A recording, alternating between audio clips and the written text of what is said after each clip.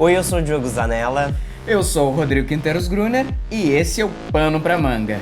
Gente, hoje finalmente vamos falar sobre o filme Emília Pérez. Acabamos de assistir no cinema e vamos dar aí a nossa opinião, as nossas impressões, né, sobre a obra. E já adianto que vai ter spoiler nesse vídeo e já adianto que as nossas opiniões, né, batem e são bastante negativas em relação ao filme. Olha, eu não me lembro de uma outra ocasião em que eu me senti tão constrangido dentro de uma sala de cinema como eu me senti hoje assistindo ao filme Emília Pérez. Gente, eu achei, nessa última temporada, a gente foi ver o Gladiador. Eu achei que não era tão bom, mas olha, Emília Pérez realmente fez, assim, só a pipoca valeu a pena.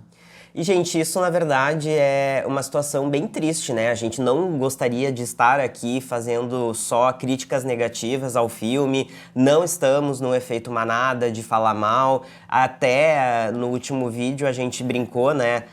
No último vídeo em que falamos sobre as polêmicas envolvendo a Sofia Gascon, né? Que interpreta a Emília Pérez.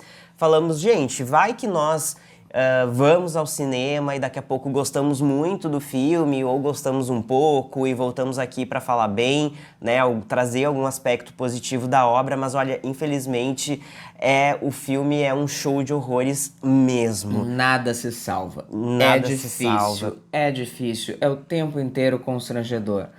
Começando com, assim, eu colocaria em número 1 O fato de ser musical. o fato de ser musical.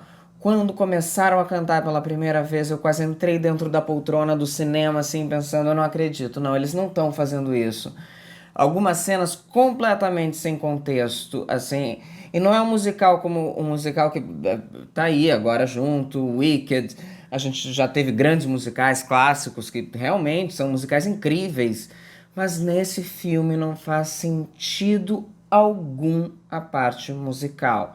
Porque os diálogos, né, de algumas cenas são ditos de São forma, contados, musical e assim, eu entendo hoje a revolta dos mexicanos, né, o porquê da indignação deles com o filme Emília Pérez. Realmente é um filme muito estereotipado que trata a realidade mexicana de uma forma bem eurocentrada, uma visão bem ignorante em relação à América Latina como um todo, especificamente ali aos estereótipos de lugar de violência, né, de criminalidade em relação ao México. E assim, a forma como o país é retratado é como se fosse um cenário de guerra, né? Como se fosse o inferno pura. na O pior Terra. do México, eles pegaram, exponencializaram aquilo como se fosse tudo,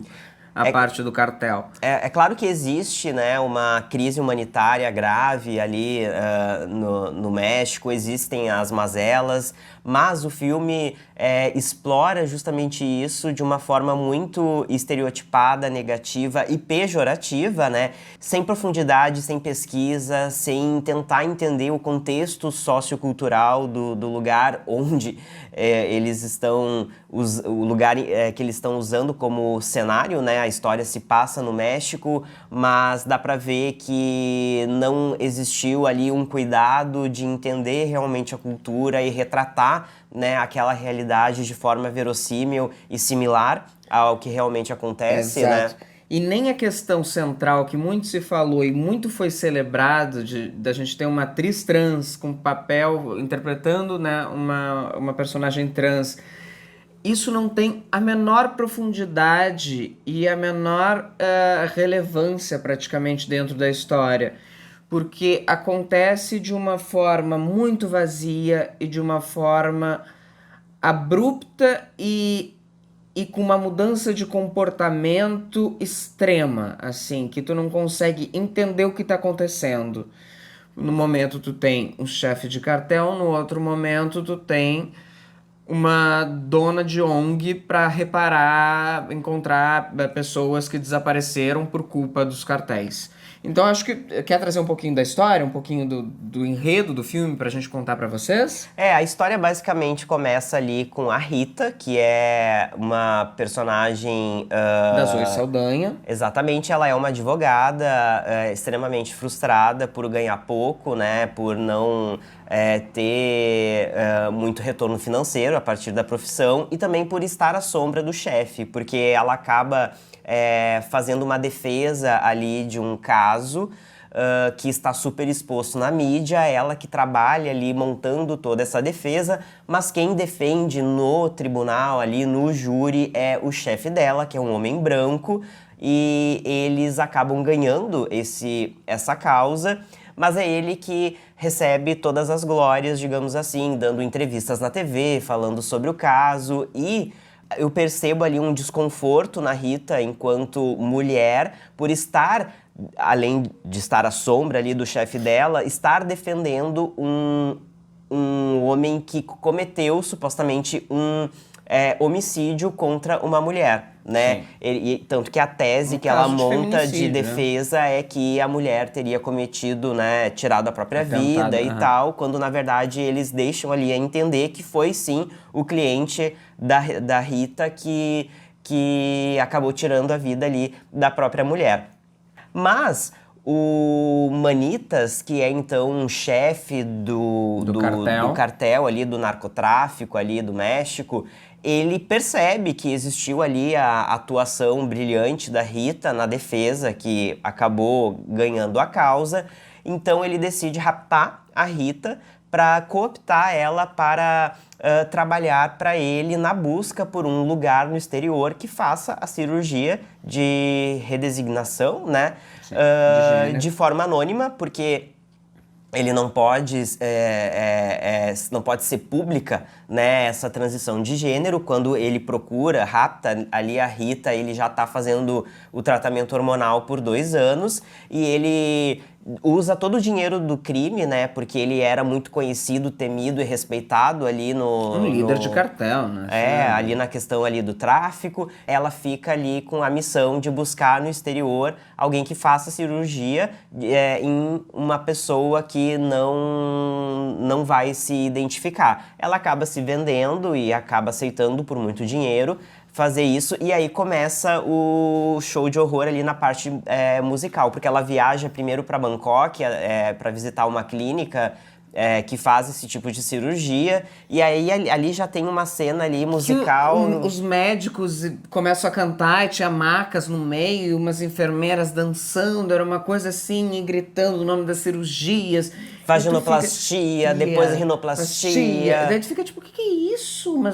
Mas o que tá acontecendo? Que nem a Boca Rosa no BBB. O que é isso? É um filme? Só que nesse caso realmente né? Nesse caso é um filme, só que ruim. Só que horrível, um show de horrores. Então, assim, não tem o que dizer, é péssimo, é tenebroso, é constrangedor. E aí depois ela vai pra Tel Aviv, né, vai pra Israel, e aí encontra um médico que fica ali muito estranho ali, porque parece que não fica claro se é um médico que tem experiência nesse tipo de cirurgia, porque acontece ali um diálogo em que a Rita precisa convencer esse médico a aceitar fazer essa cirurgia. E aí Exatamente. Esse diálogo é cantado, dela dizendo que sim, que o Manitas, né, não cito o nome dele, né, mas que ele deve fazer a cirurgia, e o médico responde cantando que não...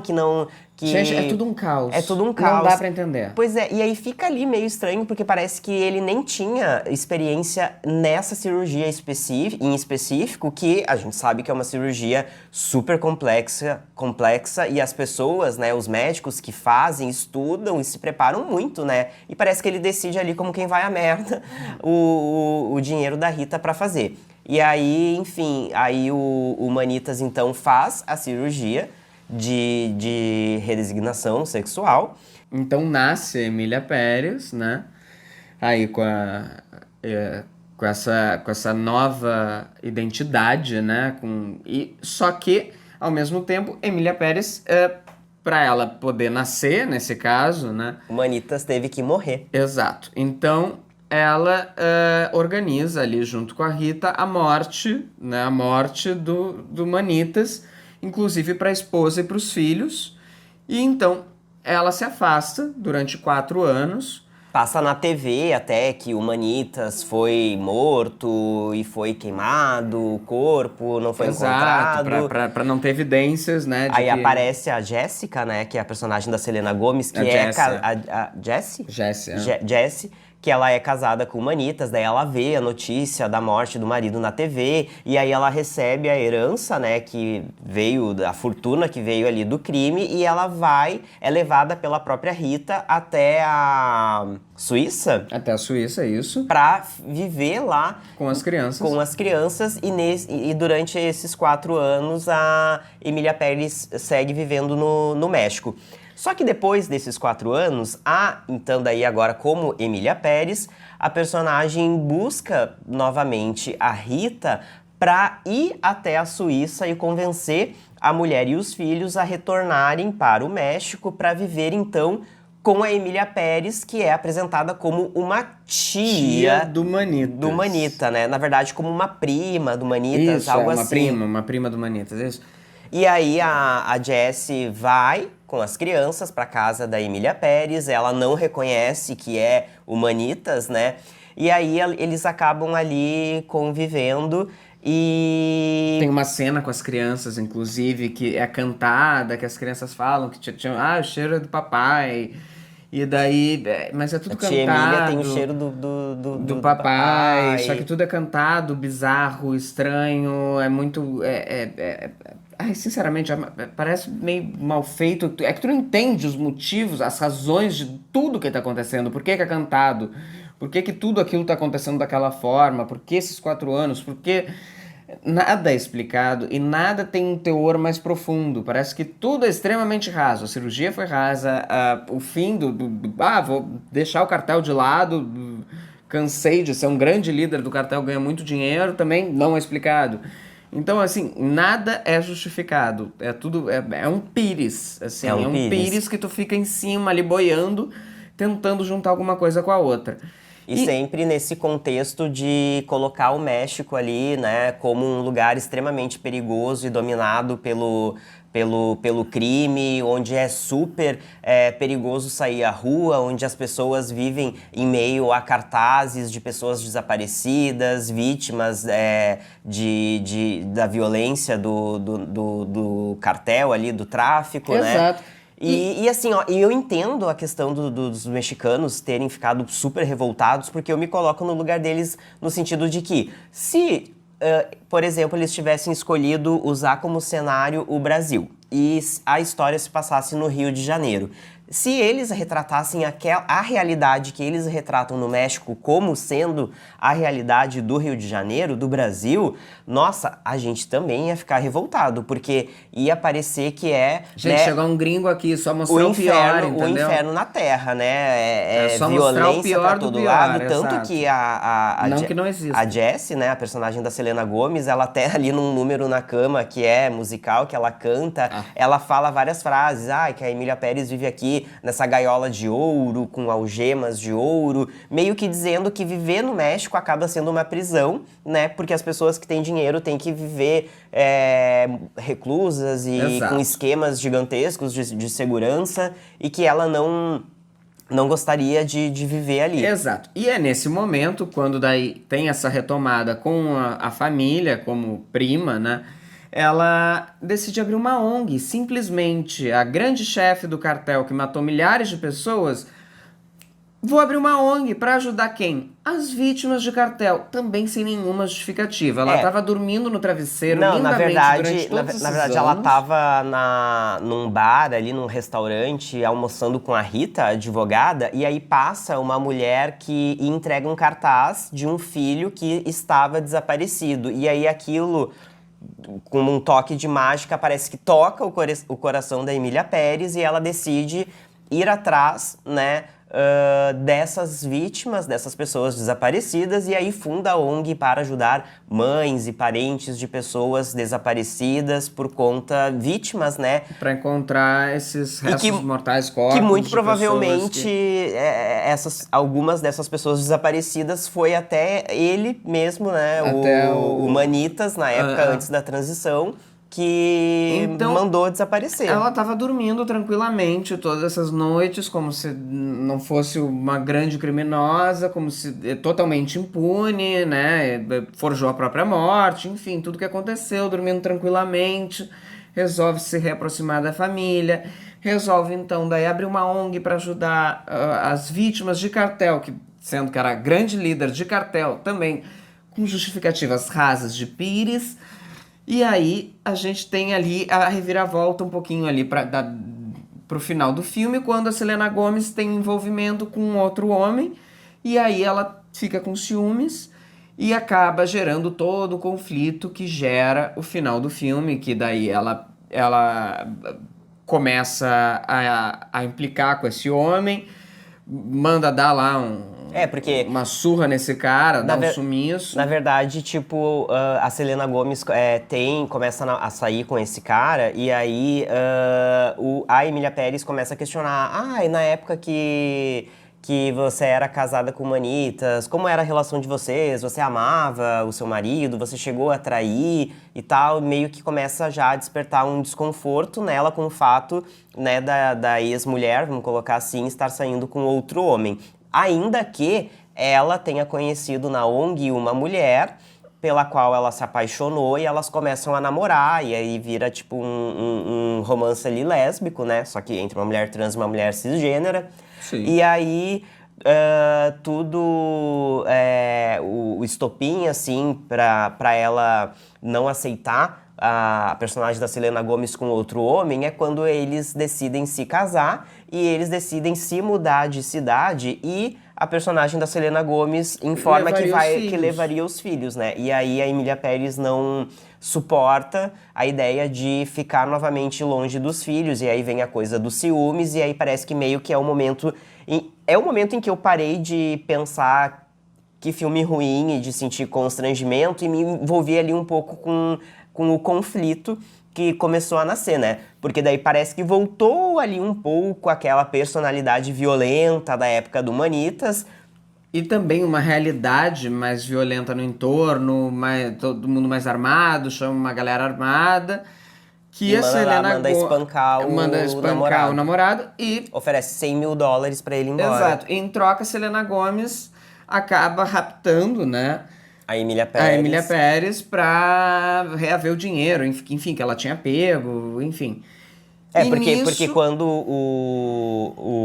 a Emília Pérez descobre, né, que ela tinha esses planos de casar, ela consegue pegar de volta o dinheiro que o Manitas, né, tinha deixado de herança. E aí a personagem da Selena Gomez fica super revoltada e se questionando como que a Emília Pérez conseguiu roubar o meu dinheiro, a herança que o Manitas tinha me deixado. E aí que ela decide raptar a Emília Pérez pra pegar esse dinheiro de volta ali como resgate, né. Aí quando a Emília Pérez está no cativeiro, a Rita, né, a advogada, vai lá com o dinheiro pra dar de resgate e salvar a Emília Pérez. Só que, dentro do cativeiro, a Emília Pérez acaba revelando pra Jessie, né? Exato. Que, na verdade, ela e o Manitas são a mesma pessoa, que houve a transição de gênero e ela começa etc. a contar detalhes ali do casamento, coisas que teoricamente só os dois saberiam.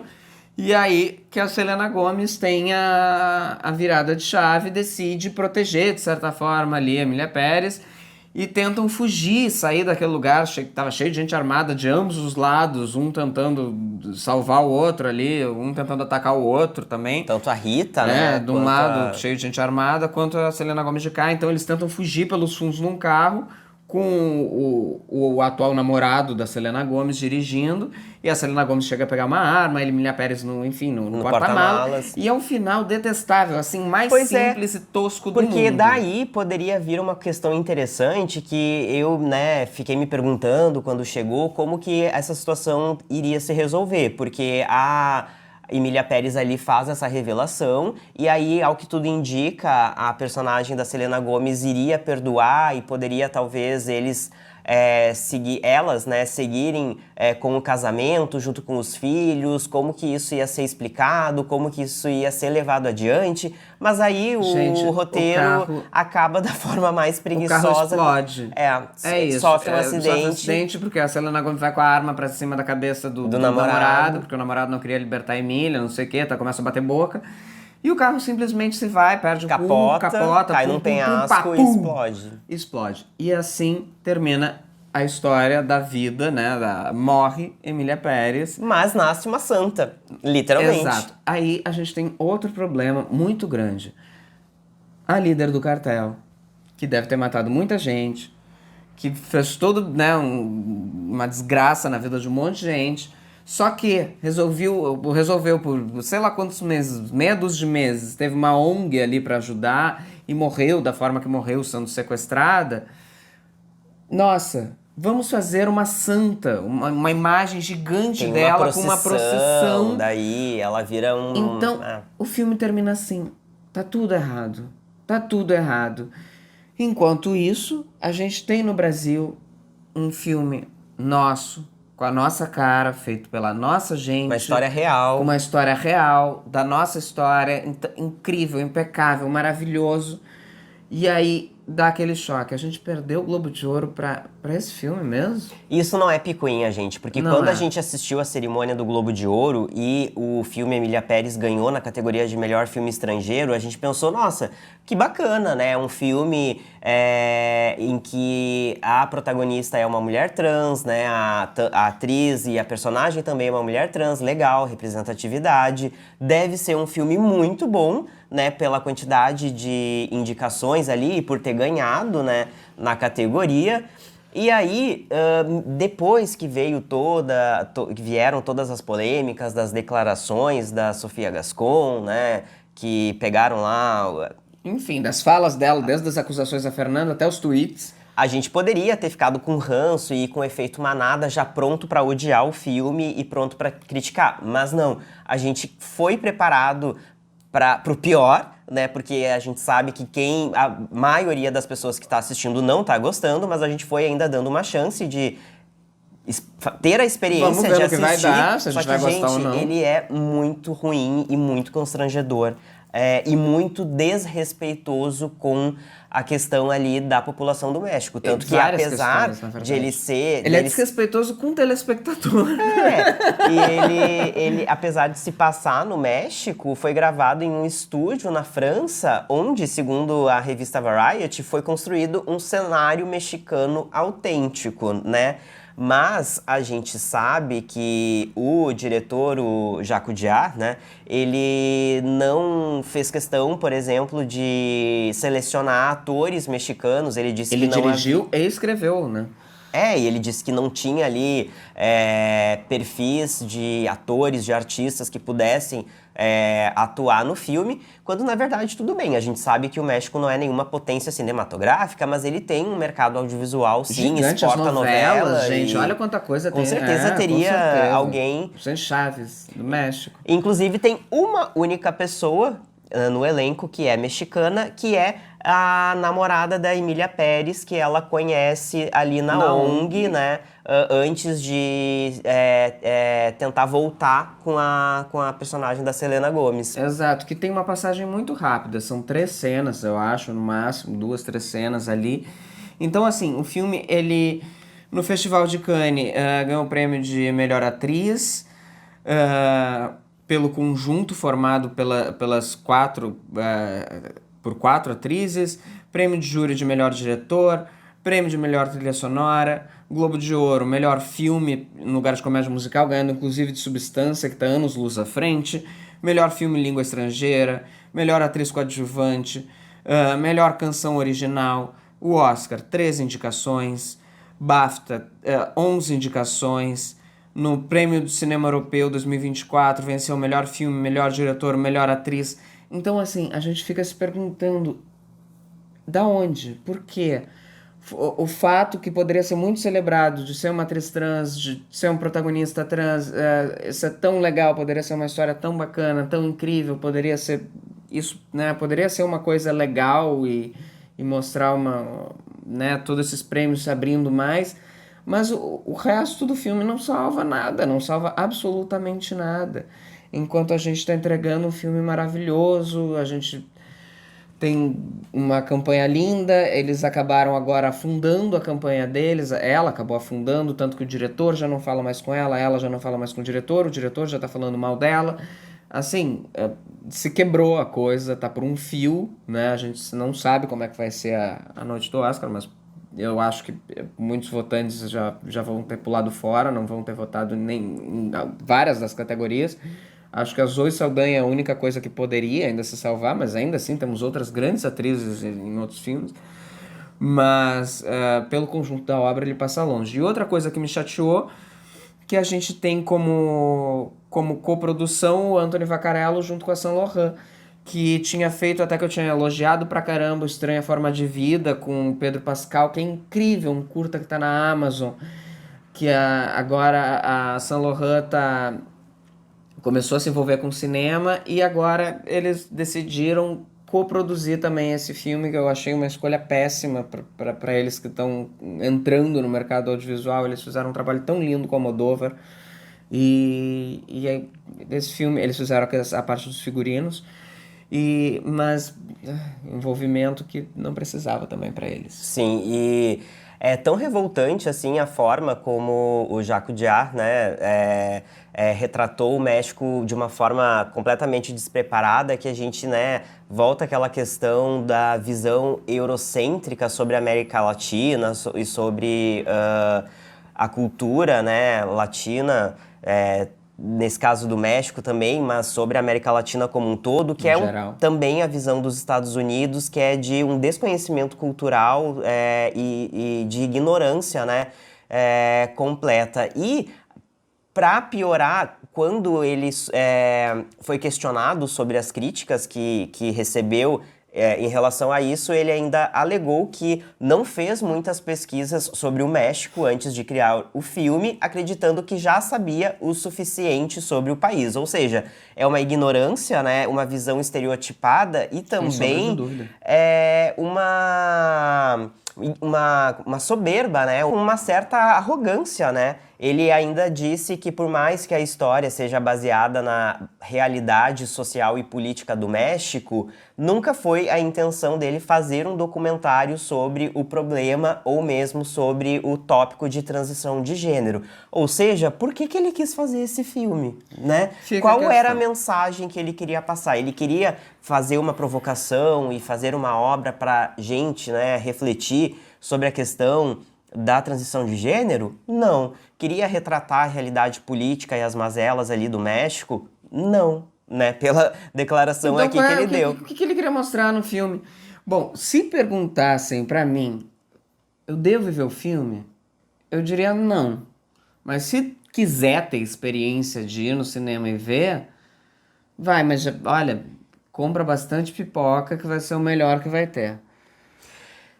E, né, mais um caso aí de um homem branco, heterossexual, europeu, aí eu me pergunto, né, ele tinha, né, essa licença, esse direito de tratar desses tópicos, né, tanto da questão da transexualidade, quanto da questão do problema que o México tem em relação à violência por conta do cartel. Então, assim, são muitas questões, né, que a gente pode levantar, e ainda que nesse contexto de ele ser um homem europeu e tal, ele fizesse uma obra interessante, tudo bem, mas não é nem o caso, né? Exato, para ter uma obra interessante ele teria que ter apoio de pessoas, né, qualificadas para falar sobre isso. E a gente quer saber o que vocês acharam, se vocês já foram assistir, o que vocês acharam, vocês concordam com o que a gente disse, discordam? Eu tô muito curioso para saber se vocês têm outros pontos negativos ou até mesmo positivos sobre o filme que a gente não comentou aqui. Se vocês discordam de algo que a gente falou, não tem problema, a gente vai respeitar a opinião de vocês respeitam a nossa e tá tudo certo. E lembrando que não é pra ir lá jogar hate em ninguém. Exato. E que esse vídeo aqui, ele foi feito assim da forma mais honesta, sincera e transparente possível. A gente porque acabou de voltar se do a cinema. gente tivesse gostado um pouco que fosse do filme, De a gente alguma com coisa. certeza ia falar, mas realmente, amiga, não tem como te defender. Exato. Então, é isso aí. Se inscrevam aqui embaixo, toquem o sininho e até a próxima. E inadmissível esse filme ganhar como melhor filme estrangeiro no Oscar, hein? Pelo amor de Deus, não. Beijo. Foi.